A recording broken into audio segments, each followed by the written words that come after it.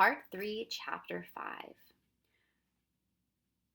"You surprise me," he said. "I didn't think you'd make it." He noticed the wiffle bird in Tom's arms. "What's the matter with her?" Ben said, "She's hurt. She tried to save us and the Gyascutus knocked her down." The Proc looked dreadfully concerned and took a step forward. Tom clutched the bird protectively. "Come along, boy," the Proc snapped. "Give the wiffle bird to me." "Not on your life, you big bully," Tom whispered fiercely. "Oh, this is really too much." The Proc stamped a long, thin foot in annoyance. "Do you realize the trouble you've caused? This is all your fault. The first accident we've had in the kingdom for a century. If you hadn't been here, none of this would have happened. You are an absolute menace." Tom was so angry that he yelled at the towering Proc. "Our fault, is it? Well, that's a stupid remark. Who sent that monster out there to attack us? Who tipped off the Gazooks and then the Sidewinders and the Swamp Gaboons? Who arranged to have Lindy captured by the Splinter Cat? It was all your fault." The boy choked with emotion as he looked down at the feathered bundle lying so still in his arms. "If she doesn't get better, if she dies, I'll never forgive you. Never." The Proc looked at Tom intently.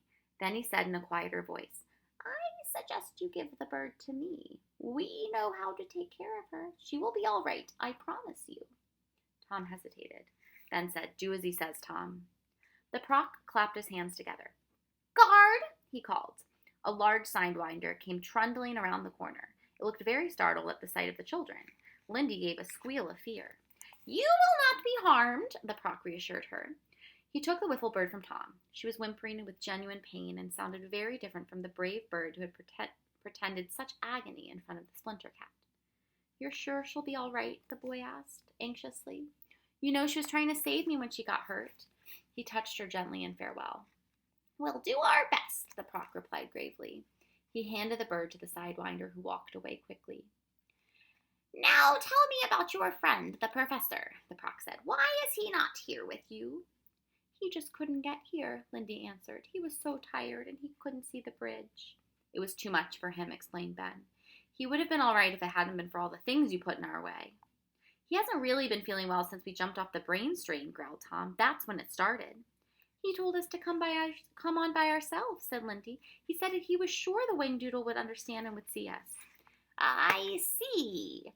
The Proc looked thoughtful, and there seemed to be a trace of disappointment in his voice. Then his expression changed, and he said briskly, "Well, I'm sorry, but this is the end of your journey. I can tell you now that the Wingdoodle will not receive you. You might as well just turn around, find your professor, and go home." "Oh, don't say that," Ben cried desperately. Tom said, "We promised the professor that we would speak to the Wingdoodle." "I've got to give him his regards," added Lindy tearfully. "There's nothing I can do," said the Proc firmly, and he began to usher them towards the gates. The children hung back. Tom had never felt so depressed. "I want to wait and see if the wiffle bird is going to be all right." Huge tears rolled down Lindy's face. "We've worked so hard. It just can't end like this. Isn't there something you can do?" The Proc was shaking his head. "I'm afraid not. You see." But he didn't finish, for with a sob, Lindy rushed to his side and flung her arms around him. "Oh, please, please," she begged, and buried her face in his thick, baggy sweater. She wept as if her heart would break. The Proc knelt beside her. He was distinctly uncomfortable. "Now, Miss Lindy, you mustn't cry. I can't stand to see people cry." Lindy's hands stole up around his neck, and she clung to him tightly. He was red in the face and covered with confusion. Ben and Tom looked at each other. "It's okay, Lindy," Ben said gently. "I guess it'll have to be like the professor says. Every once in a while, people fail in spite of trying. He'll understand." "But I don't understand," she wailed. "At home, if somebody tried hard, really, really wanted to see the president, then they probably could." She gazed imploringly at the Proc. "Dear Proc, couldn't you just this once forget about being in charge and that sort of thing? Couldn't you speak to the Wingdoodle for us? I want to see him more than anything in the whole world." The Proc hesitated. He looked at the boys and looked back at Lindy. He touched her tear-stained face. "Oh, you human beings," he said with feeling. "When will I ever learn?" He rubbed Lindy's cheek with the sleeve of his sweater. "Come along. I see there's only one way to get any peace around here, and that's to let you meet the Wingdoodle." Lindy hugged him with all her strength. Tom and Ben could not believe the sudden turn of events. All right. The Proc waved away their thanks. Taking Lindy's hand, he said, "Come along, Miss Lindy, but for pity's sake, try not to cry anymore. It gets me all emotional and I start to itch." He led them across the courtyard and under another archway, past 2 sentry sidewinders standing rigidly at attention. The children gave them a wide berth. The palace was more beautiful than they had ever imagined. There were crystal courtyards with bright mosaic floors. Others were grassy with wildflower borders and contained sparkling fountains or tranquil pools with ambrosia blossoms floating on the milk-white water. The trees were magnificent, and there were flowers such as the children had never seen before. Flutterbys were everywhere. There was a cool breeze, and the scent of honeysuckle was strong and heady. Wind chimes made sweet music. The Proc walked quickly down a long vaulted passageway and paused in front of a wrought silver door. "Wait for me here," he said, and went inside. Ben, Tom, and Lindy looked at each other, their hearts pounding with excitement. The boys straightened their hair, and Lindy smoothed the wrinkles out of her clothes. She said longingly, "I wish the professor were here." "We must remember every detail for him," Ben declared solemnly. The silver door opened, and the Proc emerged. "You may come in now," he said quietly. "When you meet the Whangdoodle, you must address him as Your Majesty. Don't talk too much, and don't get bouncy with excitement, because the Whangdoodle seldom has company and is not used to it. Remove your hats and give them to me. Always go bareheaded in front of royalty. It shows respect." The children took off their scrappy caps and gave them to the Proc. He held open the door, and as they walked past him, he announced in a clear voice, "The Potter children, Your Majesty, Benjamin, Thomas, and Melinda." He closed the door behind them. They were in a cool, high-ceilinged room. It was white, with tall windows through which the sunlight fell onto a polished marble floor. The room was sparsely furnished. There was a long table bearing some choice pieces of silver and a large, richly covered chair, which was framed by a beautiful tapestry that hung on the wall behind it. There was no one in the room. The children waited. The silence lengthened. Tom coughed, and a hollow echo came from the high ceiling.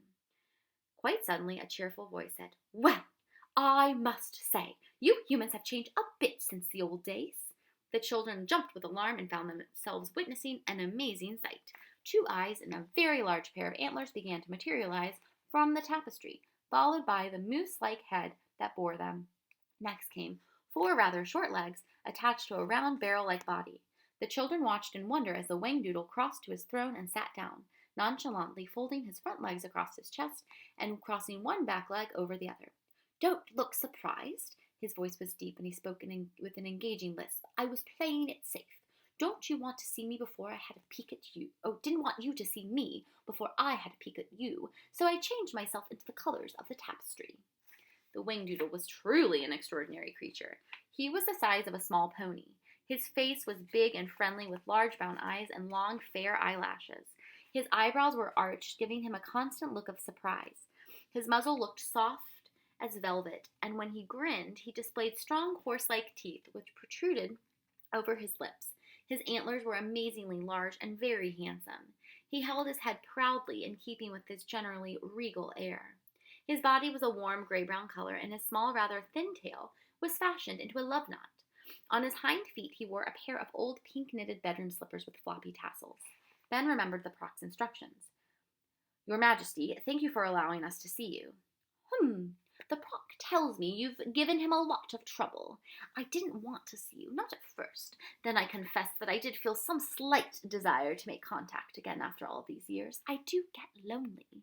Not that I mind, and I wouldn't go back, not ever, even if you begged and pleaded. Humans can't be trusted. Have a piece of Wodge." He held out a large box of candy. The children hesitated. "Come on, you must be starving. I'm sure you haven't eaten for ages." They hungrily accepted the delicious sweets. "Aren't they good?" The Whangdoodle munched one happily. "This is my favorite kind. I have a very sweet tooth, you know. Would you like to see it?" he asked Lindy. "Oh, yes, thank you, Your Majesty." The Whangdoodle grinned. "It's this one here," he said, indicating it with his tongue. "See the little daisy on it?" "Why, that is a sweet tooth," Lindy said in surprise.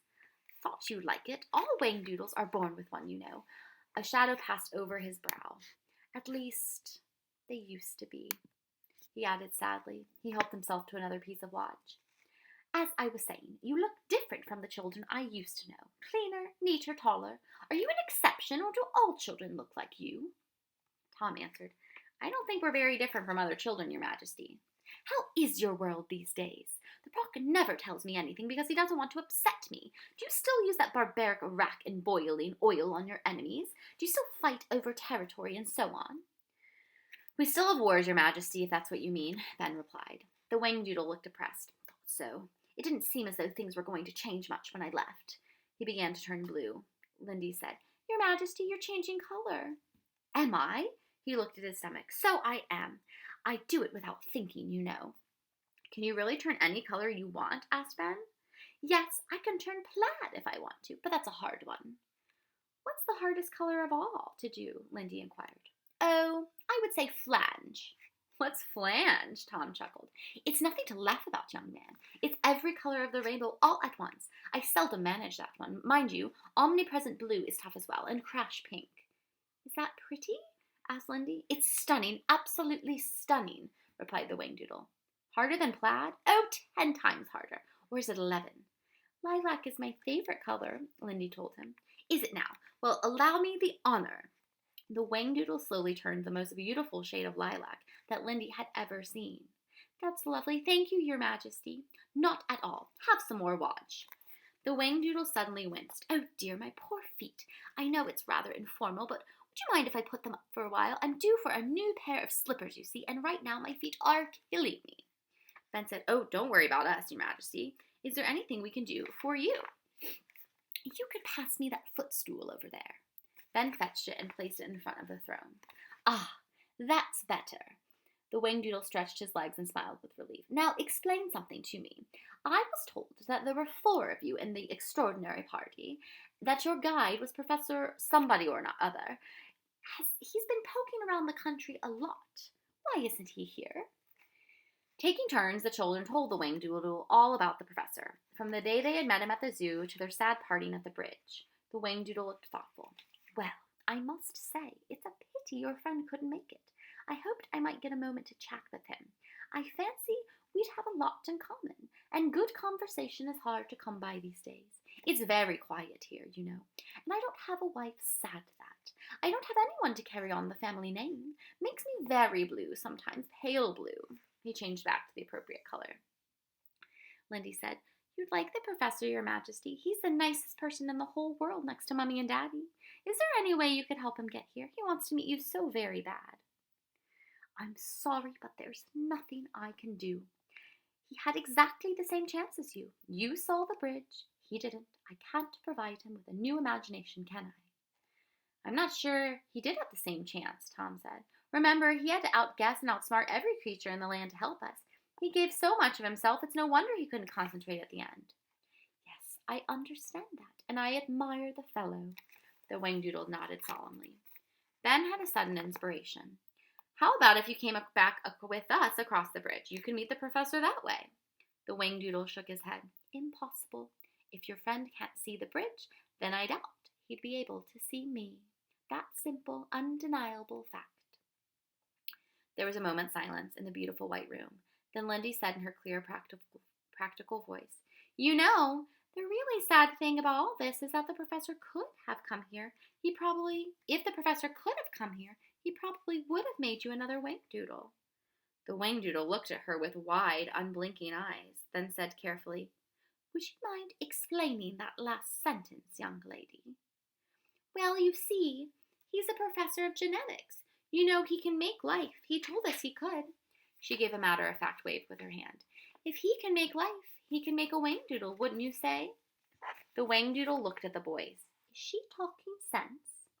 He did tell us that the secret of life had been discovered, Your Majesty, said Ben. He told us that we had a great responsibility on our hands, added Tom. I would say so, replied the Wangdoodle, raising his eyes. He looked stunned. Well, well, well, what an incredible fellow your professor must be. It is indeed a shame that we could not meet. Lindy said, He could be arrested by now. If we helped him, he might be able to get across the bridge. It really doesn't seem right to be here without him, remarked Tom. The Wangdoodle suddenly straightened in his chair. Proc! He yelled and clapped his hooves together. The Proc entered the room. Your Majesty! Come here, old fellow. Something rather interesting has come up. Excuse me, Potters, just for a moment.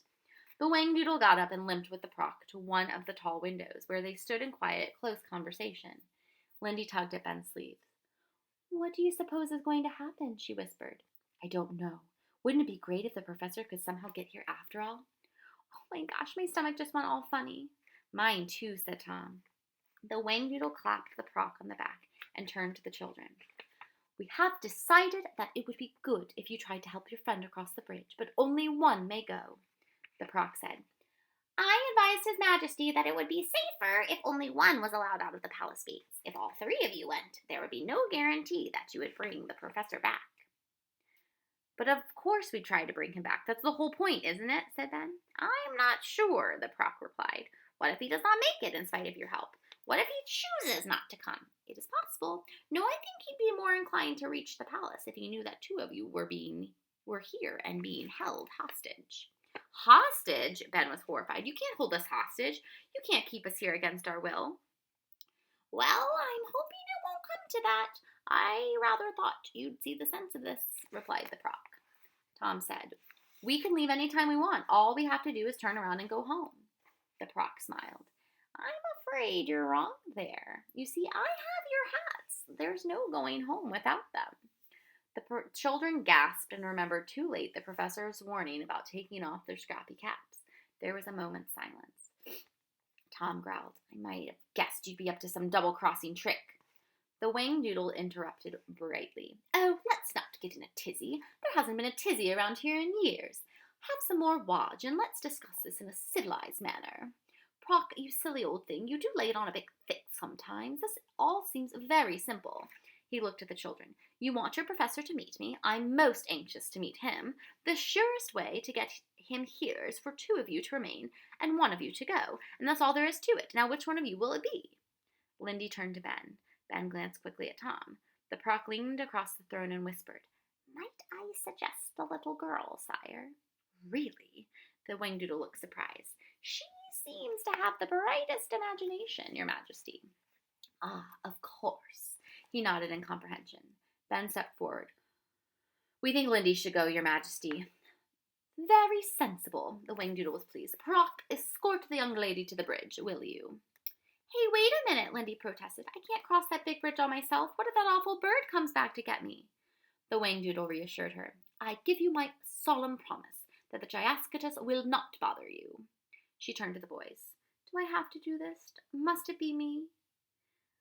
"Lindy, if anyone can convince the professor to cross that bridge, it's you. He'll listen to you." Ben placed his hands on her shoulders and looked at her solemnly. "Think how important this is to the professor. Remember all that he's done for us. Can you be very brave and do this for him?" Tom said, "Remember Halloween, Lindy? You were terrific then." "Crossing a bridge is nothing compared to all the things we've been through lately," added Ben. Lindy thought about it. "Oh, rats," she said in a resigned tone. "But I'll need my scrappy cap. I can't go without my scrappy cap." The Whangdoodle nudged the Proc. "Get her scrappy cap." "Your Majesty, is that wise? The professor might just send her on home. The hats are the secret, you see. That's what helped them get here." "Yes, and if they hadn't come here, we'd never have heard of this remarkable discovery. It's a risk, and we have to take it. Give her the scrappy cap, silly." The Proc reached into his pocket and produced Lindy's bonnet. She put it on. The Whangdoodle rose from his chair. "Miss Potter, I cannot begin to impress on you the importance of this mission. If you can help your friend cross the bridge and return to the palace, you will be doing both me and my country a vital service. His coming here could be the most significant thing to happen to us in a long time." He produced a beautiful gold ring. "Take this ring with you and show it to your professor. It may help." Lindy gulped. "Goodbye, everyone." She reached for the Proc's hand. They walked together through the courtyards and the gardens back to the bronze gates. The Proc swung them open wide. Lindy's heart sank as she gazed out at the long silk span that stretched in front of her. It seemed a tremendous distance to the other side. "I wish I didn't have to do this," she said in a small voice. The Proc was surprisingly gentle. "I will stand right here and wait for you. There's no need to be afraid." "You couldn't come with me?" "I'm afraid not. I don't think the professor would be able to concentrate if I were around." "Okay, well, here I go."